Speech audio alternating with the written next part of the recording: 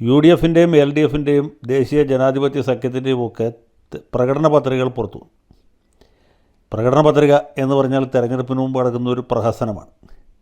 അതിൽ എഴുതി വെച്ചിട്ടുള്ള കാര്യങ്ങൾ എന്തൊക്കെയാണെന്നുള്ളത് എഴുതിയവർക്ക് പോലും അറിയാൻ പാടില്ല. മിക്കവാറും കഴിഞ്ഞ തെരഞ്ഞെടുപ്പിൻ്റെയും അതിന് മുമ്പത്തെ തെരഞ്ഞെടുപ്പിൻ്റെയും പ്രകടന പത്രികകൾ ചേർത്ത് വെച്ച് പുതിയതായി ഒരെണ്ണം എഴുതിയുണ്ടാക്കിയാണ് പതിവ്.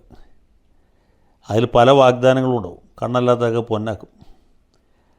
പിന്നെ 65 വയസ്സ് കഴിഞ്ഞ് എല്ലാവർക്കും പെൻഷൻ കൊടുക്കും. ഇപ്പോൾ കൊടുത്തിരിക്കുന്ന പെൻഷൻ വർദ്ധിപ്പിക്കും. തൊഴിലില്ലായ്മ വേതന ഇരട്ടിയാക്കും. തോട്ടുംകരയിൽ വിമാനമിറങ്ങാൻ താവളം ഉണ്ടാക്കും. ഓൾ ഇന്ത്യ മെഡിക്കൽ ഇൻസ്റ്റിറ്റ്യൂട്ടിൻ്റെ ഒരു ശാഖ ജില്ലതോറും ആരംഭിക്കും. ഓരോ പഞ്ചായത്തിലും മെഡിക്കൽ കോളേജ് തുടങ്ങും. ഇങ്ങനെയൊക്കെ സാധാരണ എല്ലാ പാർട്ടികളും വാഗ്ദാനം നൽകാറുണ്ട്. പക്ഷേ ഇതൊന്നും ആരും പാലിക്കാറില്ല. നമ്മുടെ മിസോറാമിലും പിന്നീട് ഗോവയിലും ഗവർണറായി പോയ ശ്രീധരൻപിള്ള പറഞ്ഞാണ് സത്യം. ഈ പ്രകടന പത്രികയിൽ പറയുന്ന ഏതെങ്കിലും കാര്യം നടപ്പാക്കാൻ ആർക്കും ഒരു ഉദ്ദേശവും ഒരു സമയത്തും ഉണ്ടാകാറില്ല. അപ്പോൾ അതുകൊണ്ട് ഇതൊരു വെറും കോമഡിയായിട്ട് മാത്രം കണക്കാക്കിയാൽ മതി. 3 മുന്നണികളുടെയും പ്രകടന പത്രികകൾ നമ്മുടെ മുമ്പിലുണ്ട്. അതിനൊന്നും അവർ പോലും ഒരു പ്രാധാന്യം കൊടുത്തിട്ടുണ്ട് എന്ന് ഞാൻ വിചാരിക്കുന്നില്ല. ഏതായാലും ഇതിൽ പറഞ്ഞിട്ടുള്ള ഒരു കാര്യവും ഇവർ നടപ്പാക്കാൻ പോകുന്നില്ല. KSRTC ബസ്സിൽ യാത്ര ചെയ്യുന്ന സ്ത്രീകൾക്ക് ഇനിമേൽ ടിക്കറ്റ് എടുക്കേണ്ടതില്ല എന്ന പോലെയുള്ള തമാശകളാണ് ശ്രീ രാഹുൽ ഗാന്ധി മുൻകൈ എടുത്ത് കേരളത്തിൽ കോൺഗ്രസ് പാർട്ടിയെ പൂട്ടിച്ചിട്ടുള്ളത്. KSRTC പൂട്ടിയേ തീരൂ എന്ന് കോൺഗ്രസ്സുകാർക്ക് എന്തോ നിർബന്ധമുണ്ട് എന്ന് തോന്നുന്നു. അപ്പോൾ ഭാര്യയും ഭർത്താവും കൂടി KSRTC ബസ്സിൽ കയറി കഴിഞ്ഞാൽ ഭർത്താവ് മാത്രം ടിക്കറ്റ് എടുത്താൽ മതി, ഭാര്യയ്ക്ക് ടിക്കറ്റ് വേണ്ട.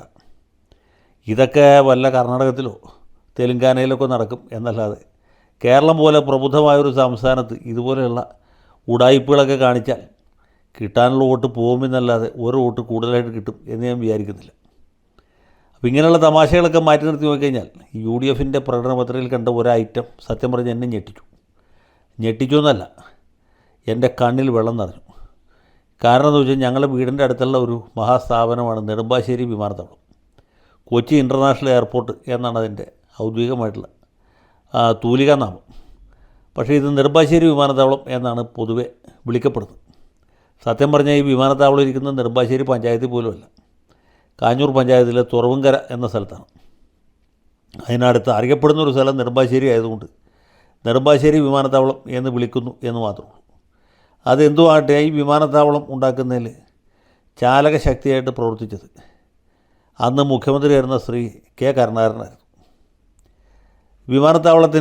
വിമാനത്താവളത്തിൻ്റെ പണി പൂർത്തീകരിച്ച് ഇതിനാരുടെ പേരിടണം, അല്ലെങ്കിൽ വേറെ എന്തെങ്കിലും പേര് വേണമോ എന്ന വിഷയം ചർച്ചയ്ക്ക് വന്നപ്പോൾ ചില ആളുകൾ പറഞ്ഞത് ഇതിന് ശങ്കരാചാര്യരുടെ പേരിടണം. കാരണം ശങ്കരാചാര്യരുടെ ജന്മസ്ഥലമായിട്ടുള്ള കാലടി ഈ വിമാനത്താവളത്തിന് വളരെ അടുത്താണ് എന്നാണ്. അപ്പോൾ മറ്റു ചില ആളുകൾ അതിനെ എതിർത്തു. വിമാനത്താവളത്തിന് പ്രത്യേകിച്ച് പേരൊന്നും വേണ്ട എന്ന തീരുമാനത്തിലേക്ക് എത്തി.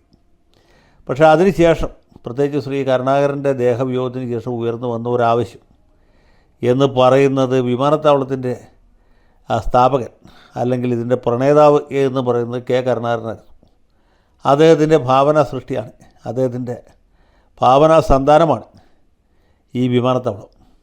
അതുകൊണ്ട് അദ്ദേഹത്തിൻ്റെ ഒരു സ്മാരകമായിട്ട് ഇത് മാറണം, K. കരുണാകരൻ എയർപോർട്ട് എന്ന് പേരിടണം എന്നുള്ളതാണ്. പല സംസ്ഥാനങ്ങളിലും ഇങ്ങനെ മുൻ മുഖ്യമന്ത്രിമാരുടെ പേര് വിമാനത്താവളങ്ങൾക്ക് ഇട്ടിട്ടുണ്ട്. അപ്പോൾ ആ മാതൃകയിൽ കേരളത്തിലും പിന്തുടരണം എന്നൊരു അഭിപ്രായമാണ് ഉയർന്നു വന്നത്. അതുകൊണ്ട് കരുണാകരൻ്റെ പേരിടുന്നത് ഉചിതമായിരിക്കും എന്നൊരു അഭിപ്രായം കോൺഗ്രസ്സുകാർക്ക് മാത്രമല്ല പൊതുസമൂഹത്തിൽ പൊതുവെയും ഉണ്ടായിരുന്നു എന്നുള്ളത് ശരിയാണ്. പ്രത്യേകിച്ച് കരുണാകരൻ മരിച്ച വർഷവും തുടർന്നുള്ള വർഷങ്ങളിലും. അപ്പോൾ കരുണാകരൻ മരിച്ചതിന് ശേഷം തൊട്ട് പിന്നാലെയാണ് ഉമ്മൻചാണ്ടിയുടെ സർക്കാർ അധികാരത്തിൽ വരുന്നത്.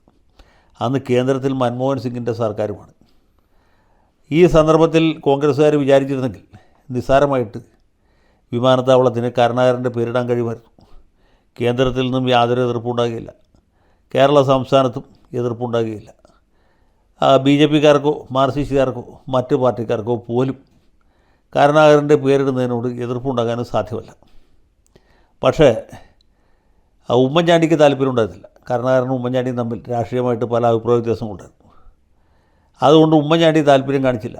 ഉമ്മൻചാണ്ടി താല്പര്യപ്പെടാത്തതുകൊണ്ട് കേന്ദ്രത്തിലും ഇതുമായി ബന്ധപ്പെട്ട കത്തിടപാടുകളൊന്നും ഉണ്ടായില്ല. 2014 ആയപ്പോഴത്തേക്കും കളി മാറി കേന്ദ്രത്തിൽ BJP വന്നു. പിന്നെ സ്വാഭാവികമായിട്ടൊന്നും നടക്കില്ലല്ലോ. അതിൻ്റെ പുറകെ കേരളത്തിൽ പിണറായി സർക്കാരും വന്നു. പിണറായി വിജയൻ കേരളത്തിലും നരേന്ദ്രമോദി കേന്ദ്രത്തിലുള്ളപ്പോൾ ഒരു കാരണവശാലും വിമാനത്താവളത്തിന് കരുണാകരൻ്റെയോ അല്ലെങ്കിൽ എ എൽ ജേക്കബിൻ്റെയോ അതുമല്ലെങ്കിൽ എ കെ ആൻ്റണിയുടെ ഉമ്മൻചാണ്ടിയുടെ ആരുടെയും പേരിടുക സാധ്യമല്ല. അങ്ങനെ ഇപ്പോൾ ഇതാ പിണറായി സർക്കാരിൻ്റെ കാലാവധി കഴിയാൻ പോകുന്നു. മിക്കവാറും അടുത്ത് UDF സർക്കാരായിരിക്കും. മുഖ്യമന്ത്രി സതീശനായിരിക്കും, രമേശ് ചെന്നിത്തലയായിരിക്കും എന്ന് നോക്കാൻ. കേന്ദ്രത്തിലാണെങ്കിൽ BJP ആണ്. കേന്ദ്ര സർക്കാരിൻ്റെ ഒരു വലിയ ഇടങ്കോലി ഈ വിഷയത്തിൽ ഉണ്ടാകില്ലെന്ന് ഞാൻ വിചാരിക്കുന്നു. കാരണം ഇത് കേന്ദ്ര ഗവൺമെൻറ്റിന് ഈ വിമാനത്താവളത്തിൽ മറ്റു തരത്തിലുള്ള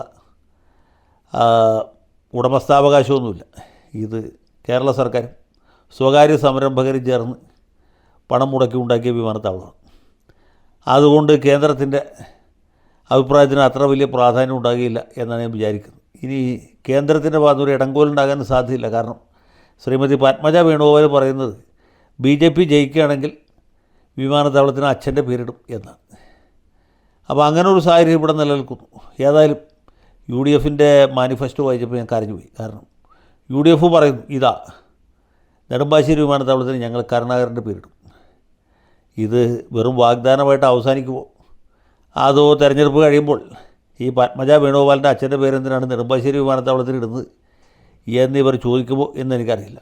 ഏതായാലും കരുണാകരന് ഇനിയും അവഗണിച്ച് മുന്നോട്ട് പോകുന്നത് കോൺഗ്രസിന് ഒട്ടും തന്നെ സുഖകരമായിരിക്കില്ല. കാരണം എന്താ വെച്ചാൽ പത്മജ വേണുഗോപാൽ ഇപ്പോൾ തന്നെ BJPയിലാണ്. മുരളീധരൻ എന്ന് BJPയിലേക്ക് പോകും എന്ന് നമുക്കറിയില്ല. ഒരു പക്ഷേ കരുണാകരന് ഭാരതരത്നമോ പത്മവിഭൂഷണമോ അങ്ങനെ എന്തെങ്കിലും എടുത്താൽ പോകാത്ത ഒരു പദവിയോ മരണാനന്തരമായിട്ട് പ്രഖ്യാപിക്കപ്പെടുകയാണെങ്കിൽ, അല്ലെങ്കിൽ അത് മുരളീധരൻ്റെ BJP പ്രവേശനമായിട്ട് കൂട്ടിച്ചേർത്ത് സംഭവിക്കുകയാണെങ്കിൽ പിന്നെ കരുണാകരൻ്റെ പേര് അവർ വിമാനത്താവളത്തിനല്ല കൊച്ചി കപ്പൽ നിർമ്മാണശാലയ്ക്ക് വരെ ഇട്ടുകളയും. അപ്പോൾ ഇങ്ങനെ ഒരു അപകടം ഇവിടെയുണ്ട്. ഞാൻ പറയുന്നത് കരുണാകരൻ്റെ പേരിട്ടാലും പേരിട്ടില്ലെങ്കിലും വിമാനത്താവളത്തിന് പ്രത്യേകിച്ച് മേന്മയൊന്നുമില്ല. പക്ഷേ കോൺഗ്രസ്സുകാർക്ക് അതിൻ്റെ ഒരു പൊളിറ്റിക്കൽ മൈലേജ് എടുക്കാൻ പറ്റും. ഈ കോൺഗ്രസ്സുകാർ വിസ്മരിക്കുന്ന നേതാക്കന്മാരെയാണ്. അത് സർദാർ പട്ടേലാണെങ്കിലും ശരിയാണ്, ഡോക്ടർ രാജേന്ദ്ര പ്രസാദ് ആണെങ്കിലും ശരിയാണ്, സുഭാഷ് ചന്ദ്രബോസ് ആണെങ്കിലും ശരിയാണ്. അവരെയാണ് BJPക്കാർ ഏറ്റെടുക്കുന്നത്. BJPക്കാർ ഏറ്റെടുത്താൽ പിന്നെ എന്ത് സംഭവിക്കും എന്ന് ചോദിച്ചാൽ പൂങ്കുന്നത്തെ മുരളി മന്ദിരം പോലെയാവും. അവിടെ കോൺഗ്രസ്സുകാർക്ക് പിന്നെ പ്രവേശനം ഉണ്ടാകില്ല. ലീഡറുടെ പേറ്റൻറ്റ് വരെ BJPക്കാരുടെ പേരിലായി മാറും.